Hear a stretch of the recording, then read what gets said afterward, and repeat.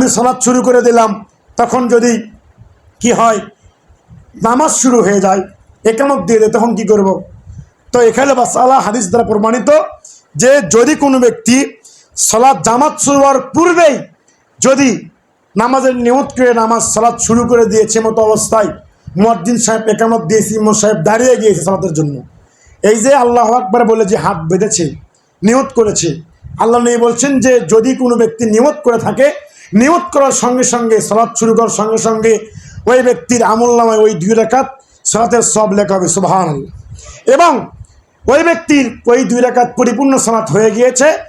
আর যখন ইকামত শুরু হয়, আল্লাহ রাসূল বলছেন ফালা সালাতা ইযা উকিমাতিস সালাত ফালা সালাত ইল্লাল মাকতুবা, যখন সালাতের ইকামত দেওয়া হয়, ফালা সালাত, কোনো সালাত নেই, ইল্লাল মাকতুবা, তার মানে ফরজ সালাত ব্যতীত কোনো নামাজ নেই। যদি এখানে ইমাম সাহেব দাঁড়িয়ে, মুয়াজ্জিন সাহেব দাঁড়িয়ে একামত দিয়ে দেয়, এমত অবস্থায় কোনো ব্যক্তি এসে সুন্নাত পড়তে পারবে না, কাজা পড়তে পারবে না, কোনো সালাত আদায় করতে পারবে না, সঙ্গে সঙ্গে এসে তাকে জামাতে শামিল হতে হবে। এর পরবর্তী তার সুন্নাত কাজা যা রয়েছে সেগুলো আদায় করতে হবে। এটাই কোরআন এবং সুন্নাত দ্বারা প্রমাণিত। অতএব যদি আপনার আমার ভিতরে কোনো ভুল ধারণা থাকে যে একামত দেওয়ার পরেও সুন্নাত আমরা চালিয়ে যাই, কিন্তু এটা করা যাবে না। আপনার সালাত 1 রাকাত হয়েছে, 1 রাকাত ছেড়ে দিয়ে আপনি সালাতে জামাতে দাঁড়িয়ে যাবেন, আপনি 2 রাকাতের সালাতের সওয়াব পেয়ে যাবেন, সুবহানাল্লাহ।